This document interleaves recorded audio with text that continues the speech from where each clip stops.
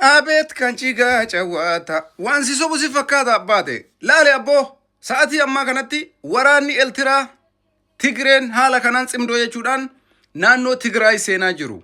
Abet ilaal daawwadhu abboo viidiyoo nuti takbaariidhaan oduu qabatamaa jala buunes biraan geenna malee ololaaf jettee miti. Damma qiyyaa bakka jirtu Oromoo kuburu xaqlaay ministeer kana laaltee yoo cal'iste dogoggora seenaa akka ta'e hubadhu siin jechuu barbaanna. Laal waan itti jirtu Tigree fi Eertiraan.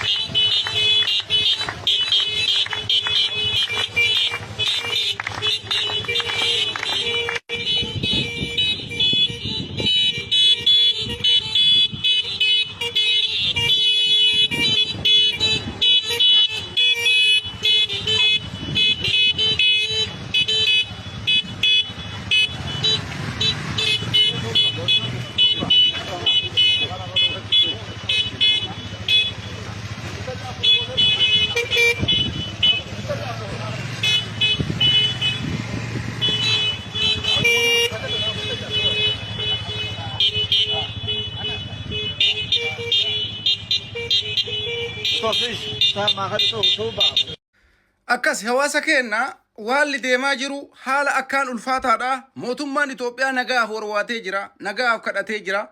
Gaafa likkii tare ammoo gaafa laagaa keessa kokkee qaayanii quba si hakaayan jaalattee osoo hin taane akka haqqiftu beekuu qabdaa jechuudha.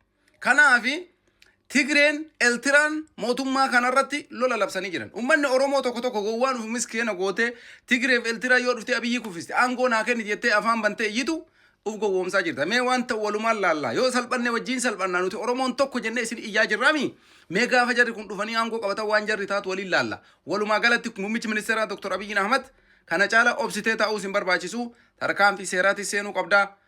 Waan silaa barbaachisu ufirraa ittisus mirga gahaa qabda. Kuni seera addunyaa irratti illee waan qabatamaan lafa jiru waan ta'eef kana caalatti ummata Itoophiyaa illee ilaaluun qabdu ergaa jedhu dabarsinaa. Kabajamoo muummee ministeera akkasuma ajajoota raayyaa ittisa biyyaa tarkaanfii barbaachisu akka fudhattan kabajaan isin gaafannaa. Kana seerri biyya kamiituu isin ayyamaa.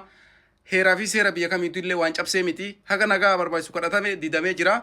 Gaafa dhufaniitiin hin quba kokkee nama ka'an haqqisuun hin barbaachisu ofirraa ittisuu ta'uu asumaan dubbachuu barbaanna.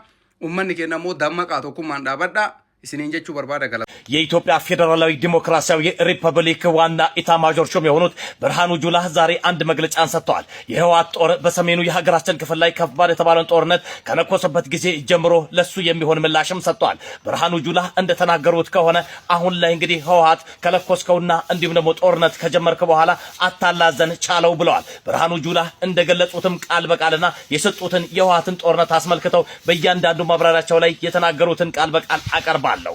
እየገጠምክ ያለኸው ከጀግናው የኢትዮጵያ ሰራዊት ብቻ አይደለም። ታዲያ ጦርነት ቀደው ከሚሰፉ የምስራቅ አፍሪካን መልክዓ ምድሮችን እንደ እጃቸው መዳፍ ከሚያውቁ በአፍሪካ አሉ ከተባሉ የጦር ሊቆች ነው። እየገጠምክ ያለኸው ዛሬ ብቻ ሳይሆን ትላንት ኤርትራ ስትወጋ